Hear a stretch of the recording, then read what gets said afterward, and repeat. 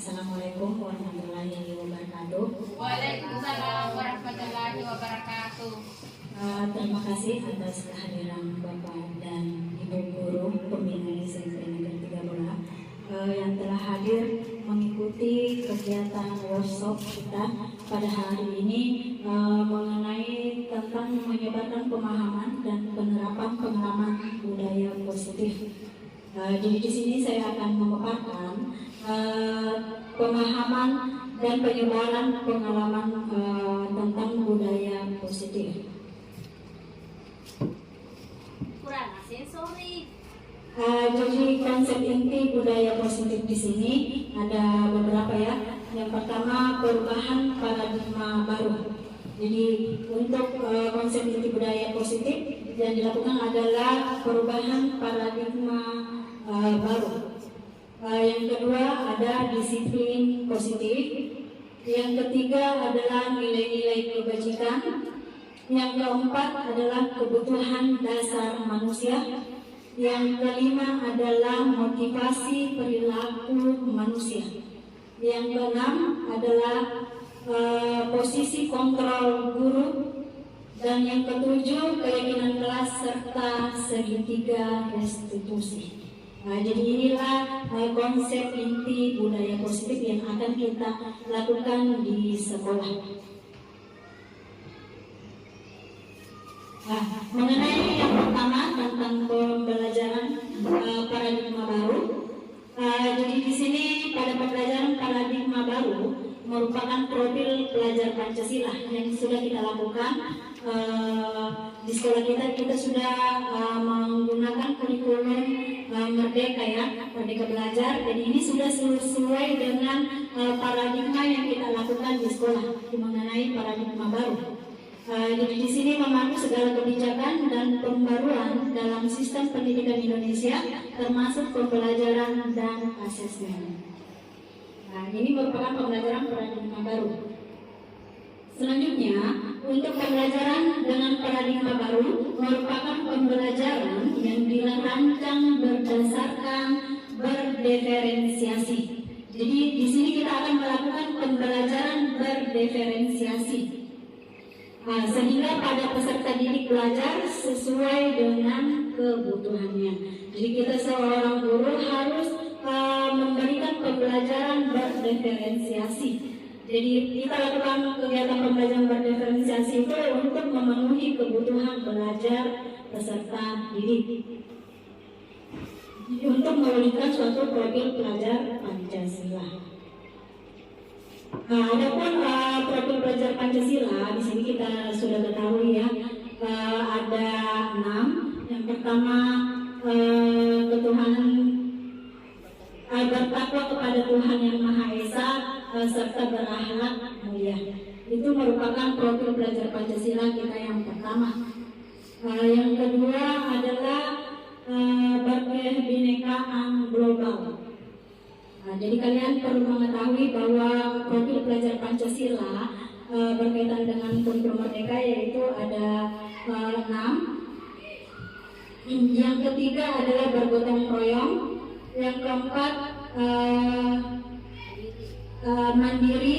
Yang kelima adalah bernalar kritis serta mandiri. Jadi inilah merupakan profil pelajar Pancasila yang perlu kita tanamkan dalam diri peserta didik kita. Ini merupakan miskonsepsi teori kontrol yang biasa kita lakukan kepada peserta didik kita. Yang pertama, ilusi bahwa guru mengontrol muridnya. Jadi kita itu mengontrol murid sebagai itu ya, sebagai pengontrol. Terus yang kedua, ilusi bahwa mengkritik dan membuat rasa bersalah mampu menguatkan suatu karakter. Terus selanjutnya ilusi bahwa semua penguatan positif, efektif dan bermanfaat. Selanjutnya ilusi bahwa seorang dewasa berhak memaksa. Ini semua dirubah dalam diri kita. Jadi miskonsensi tentang teori kontrol kita itu perlu dirubah dalam pembelajaran kita dalam pembelajaran kurikulum Merdeka.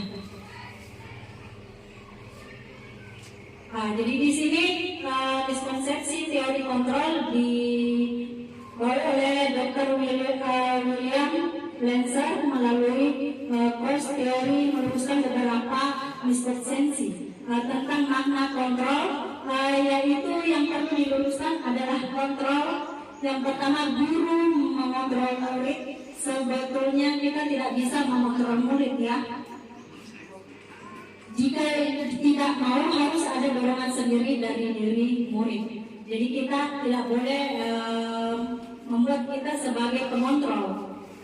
Terus yang kedua, penguatan positif efektif dan bermanfaat. Semisal rujukan atau nasihat-nasihat jika terlalu dalam, murid bisa ketergantungan dan tidak mandiri dalam mengontrol dirinya.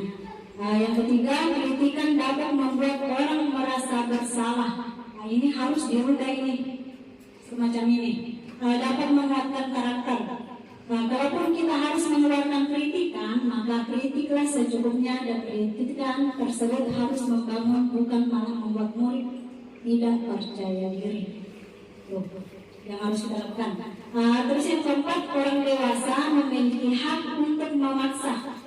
Ini salah ya. Kita sebagai orang dewasa tidak boleh melakukan sesuai dengan kehendak kita. Jadi masing-masing peserta didik itu memiliki kemauan juga, haknya sendiri.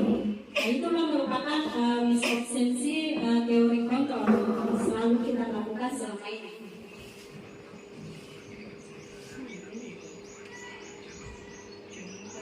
Jadi bagaimana seorang bisa berubah dari paradigma stimulus respon kepada pendekatan teori kontrol? Menurut Stephen Covey mengatakan bahwa bila kita ingin membuat kemajuan perlahan, sedikit-sedikit ubahlah sikap atau perilaku Anda. Jadi yang perlu kita lakukan dulu adalah mengontrol diri kita sendiri.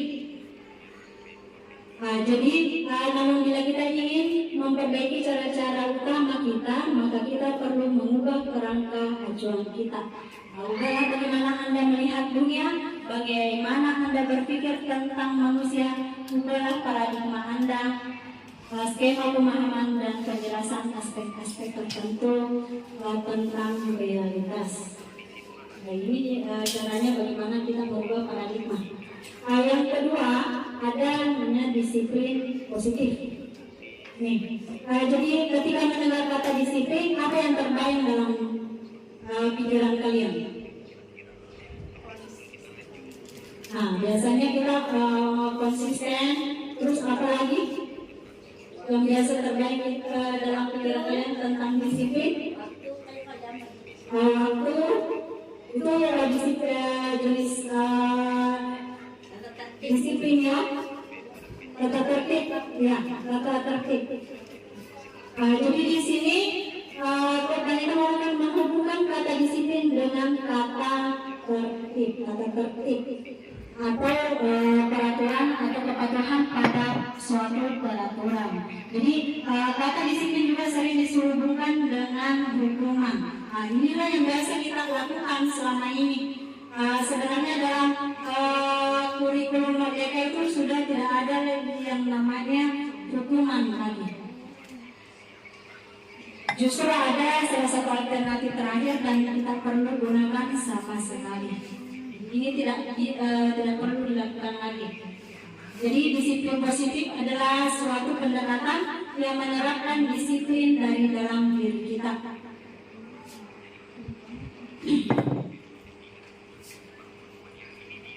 Yang ketiga, mengenai nilai-nilai kebajikan universal. Jadi nilai kebajikan atau nilai universal adalah sifat positif manusia yang merupakan tujuan mulia yang ingin dicapai setiap individu. Nilai tersebut bersifat universal dan lintas bahasa, suku, bangsa, agama maupun latar belakang. Ini harus ditanamkan kepada anak didik kita tentang nilai-nilai kebajikan. Nah, di sini ada contoh anak didik kita tentang nilai-nilai kebajikan. Yang ketiga, motivasi perilaku yang ketiga adalah di sini ada contoh nilai kebajikan pada suatu institusi atau suatu organisasi. Dan menurut produk belajar Pancasila, ini bersifat dibentuk kepada organ yang bisa. Itu sudah merupakan suatu nilai kebajikan ya. Yang Tuhan Yang Maha Esa, ada di sini posisi kontrol yang kedua, dan ini posisi guru di sini kreatif dan berdiri atas. Ini sesuai dengan pelajaran motivasi. Kalau menurut motivasinya bisa berbuat beberapa pasti atas dan sebagai toleransi berkualitas, toleransi, kesehatan, integritas, mandiri, hargai, antusias, posisi empati adalah integritas, kreativitas, kerjasama, percaya diri dan bahasanya untuk sukses. Yang posisi menurut keterampilannya berkata identitas biasa menjadikannya berupa dapat dipercaya. Di sini posisi kita di sini ada namanya tidak biasa gaul dan posisi lain sebagai pemberitaan yang terbaik. Biasa kita kalau jelas kepada murid biasa kita hukum ya. Itulah biasa posisi selanjutnya mengenai tentang kedua membuat orang merasa manusia memiliki posisi penghargaan kedua. Terus yang ketiga di sini kebiasaan dasar manusia adalah segala sesuatu yang kita sebagai terang. Apa saja yang kita inginkan dapat dilakukan dengan usaha terbaik adalah sebagai orang memenuhi suatu kebutuhan dasar yang kelima adalah sebagai inilah yang harus kita pastikan seorang guru adalah sebagai dasar manusia yang pertama sebagai pemukul. Kebutuhan dasar yang pertama adalah bertahan bersalah. Jadi kita sebagai memiliki kebutuhan itu kita harus memastikan kita kan sebagai seorang pekerja hanya di perusahaan yang ada. Jadi semua itu ini ada contoh penerapan jadi kebutuhan yang bersifat fisiologis ini ada suatu mahasiswa yang tidak mengalami tentang paksa penjarahan. Ini kasus kalau kita menghubungkan dengan penghukum sebagai kedua, jadi yang berdasarkan kasih sayang dan hormat kepada yang kita sebagai manusia menginginkan rasa kasih sayang dan memposisikan diri sebagai penghukum. Jadi kita sebagai murid rasa terima kasih diinginkan berbagai kerjasama menjadi bagian dari bersama. Jadi yang saya kira menurut dalam rasa didik kita berapa kali kita dulu biasa ada kamu selalu saja mengecewakan kamu bukan kemasan di sini. Ini biasa merupakan perkataan yang biasa kita lakukan kepada aset tadi prestasi merupakan suatu membuat peserta didik merasa bersalah yang keempat adalah berdasarkan sebagai manusia juga itu bebas ya. Terus yang selanjutnya merupakan suatu kebiasaan kita biasa berarti mandiri memiliki pilihan ayo harus mengikuti aturan sekolah dalam bantu itu merupakan kebiasaan. Dan sehari ini ya sudah terima apa dan sekali jangan sampai ini kebutuhan yang bersenangan seperti itu biasa kita main kepada peserta kita usia pertama kita sebagai kita kebutuhan dasar sebagai manusia. Terus yang sebagai penonton selanjutnya yang kelima adalah motivasi. Kamu sudah melanggar peraturan sekolah. Kamu tahu saya tiga motivasi dasar sekolah tadi hidupnya pertama untuk menghindari ini sebagai kita sebagai pemukul. Ini program yang terakhir si perilaku yang pertama ini sebagai wujud dari yang harus kita lakukan adalah posisi kita sebagai si pajak X. Jadi apa yang kamu tahu awal usaha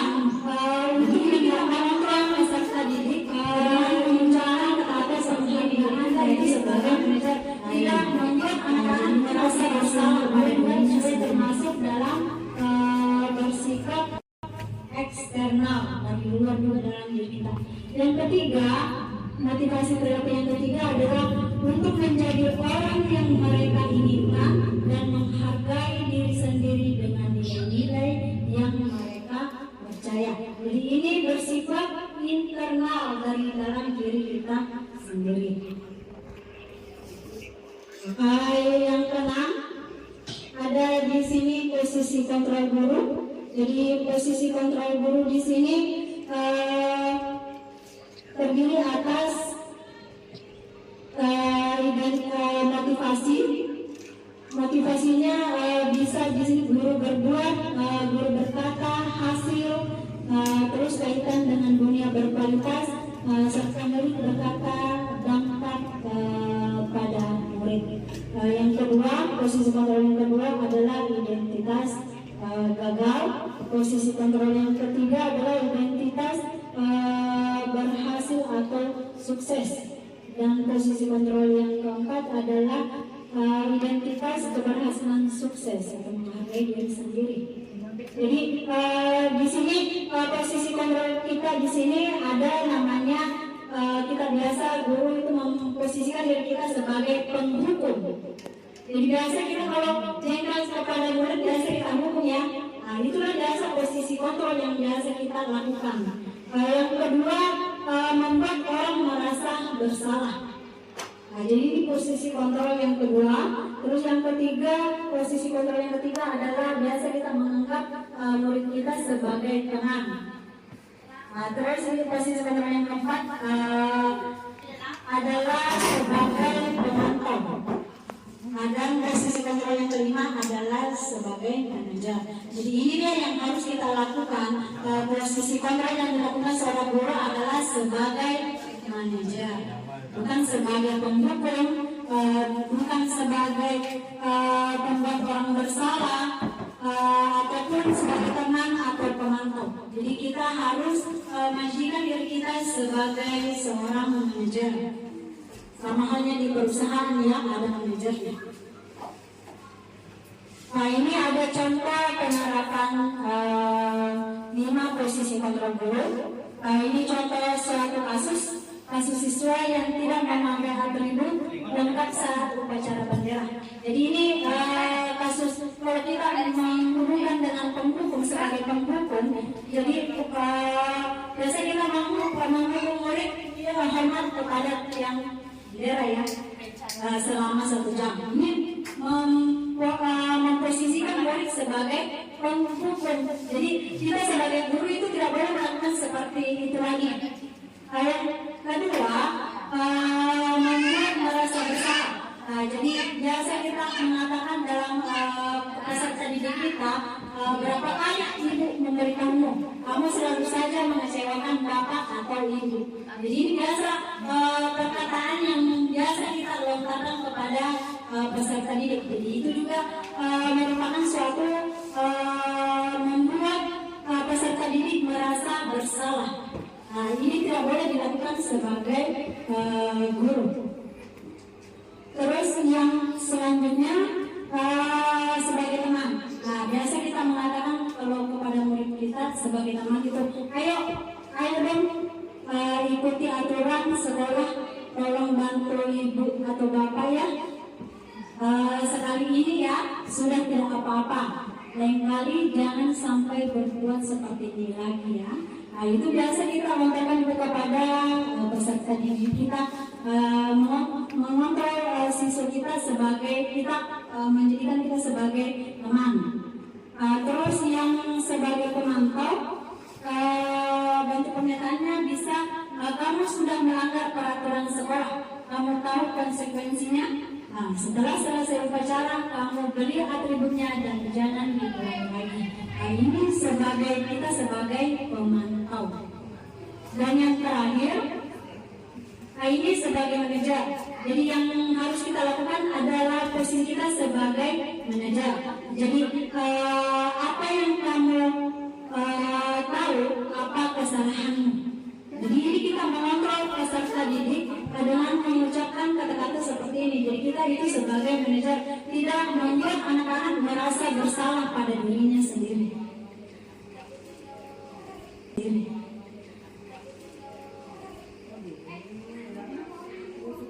Nah, coba perhatikan ini. Posisi kontrol apakah aku? Saya kecewa sekali dengan kamu. Ini termasuk posisi kontrol apa? Apakah penghukum? Atau membuat merasa bersalah? Atau mangka? Atau sebagai manajer? Buat merasa bersalah. Ini termasuk membuat merasa bersalah. Jadi posisi kontrolnya. Terus yang selanjutnya, kamu tidak pernah benar melakukannya. Ini merupakan posisi kontrol apa? Menghukum.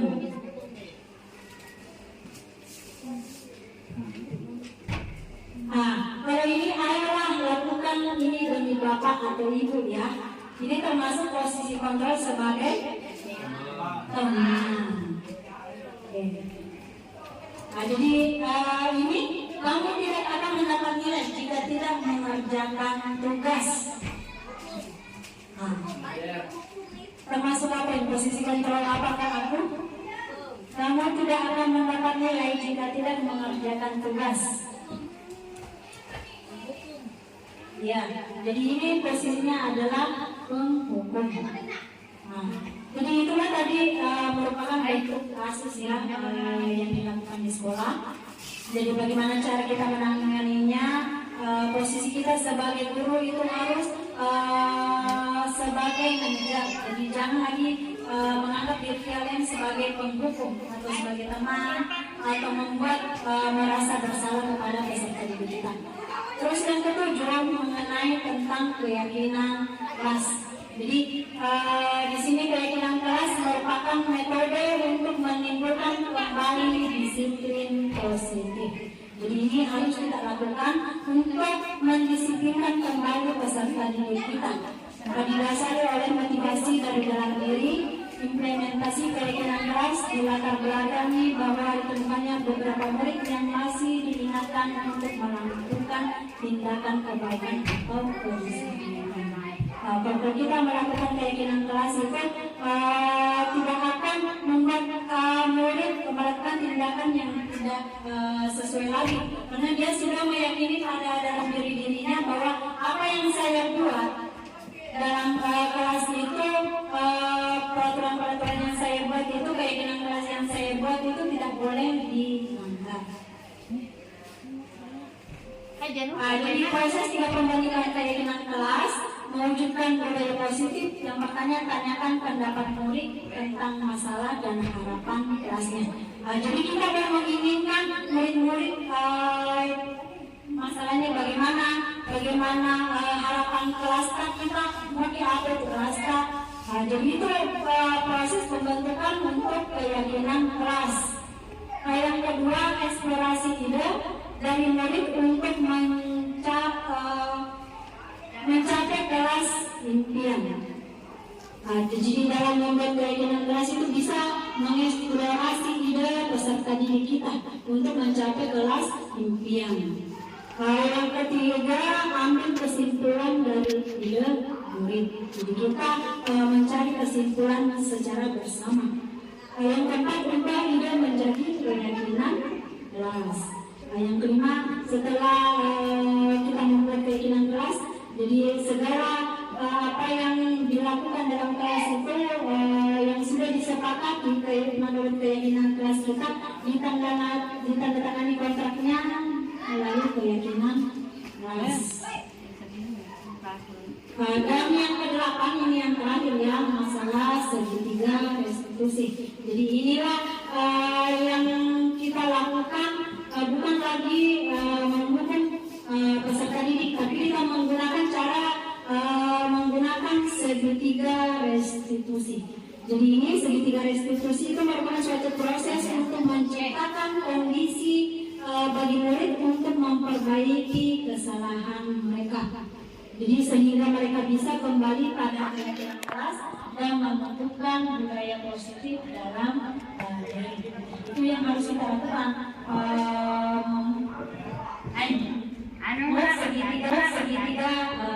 restitusi.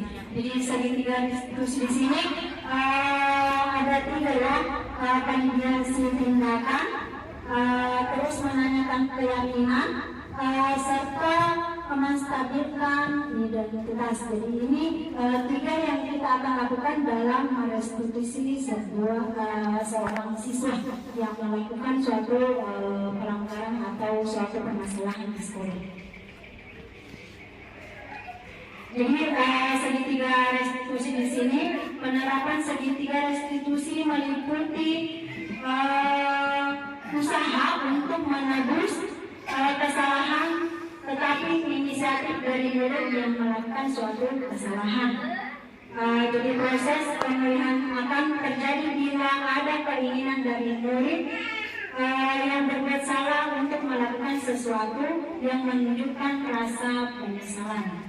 Jadi fokusnya tidak hanya pada mengurangi kerugian pada murid yang dinakali, tapi juga sebagai menjadi orang yang lebih baik yang melakukan hal pada orang lain dengan kebaikan yang ada dalam diri kita. Sehingga masalah apapun yang terjadi melalui pendekatan segitiga restitusi mampu membuat murid menemukan keyakinan dan sesuai dengan kesepakatan kelas yang ada. Jadi ini contoh penerapan segitiga restitusi yang pernah saya lakukan.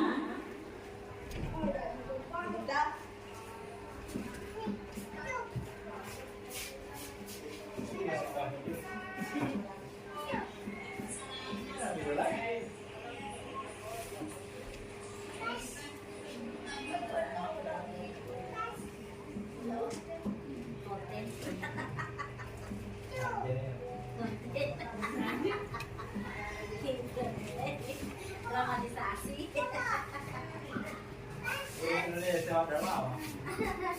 Sedang keseksian dia tuh. Buan, mobil sekolah. Pastinya lewat jarak. Kenapa? Kenapa sayangku? Apa?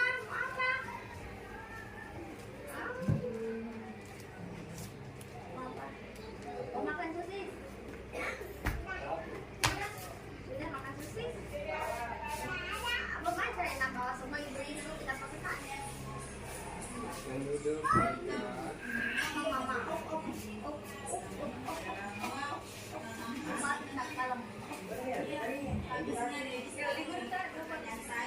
Nah, kini kok soal aja. Oh, tanya ke sana. Oh, tanya ke sana.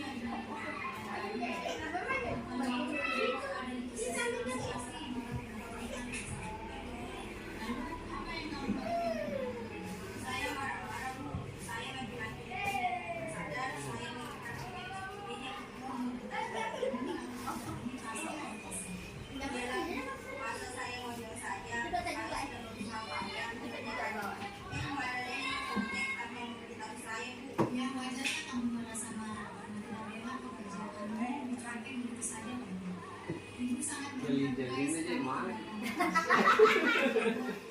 Jadi rock-rock.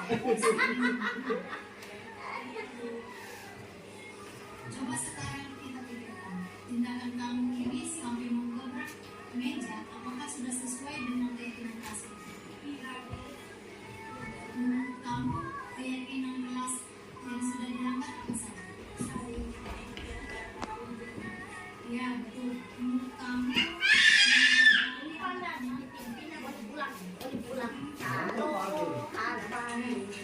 kalau kamu mau mengerti teman, penting tidak. Kamu saja tidak. Apa yang kamu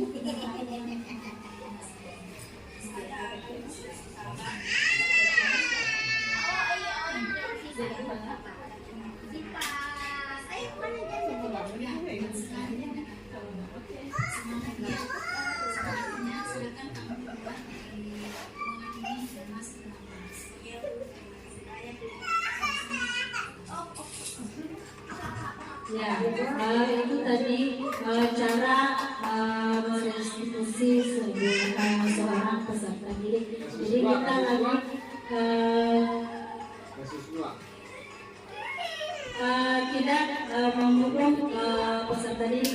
Jadi kita harus menggunakan segitiga restitusi. Jadi sebagai penutup di sini, jadi dalam penerapan program disiplin positif, hendaknya guru memiliki standar kepribadian profesional dan sosial yang baik, di mana guru mampu merefleksi dirinya dalam posisi kontrol saat ini. Jadi bagaimana perjalanan dirinya sebagai among atau manajer yang menuntun murid-muridnya menjadi insan yang mandiri, merdeka dan bertanggung jawab. Jadi inilah yang harus kita lakukan dalam membuat budaya positif di sekolah. Ibu saya ucapkan banyak terima kasih atas waktunya kepada Bapak dan Ibu guru dalam pertemuan singkat ini. Saya ucapkan banyak terima kasih. Wassalamualaikum warahmatullahi wabarakatuh. Membuat keyakinan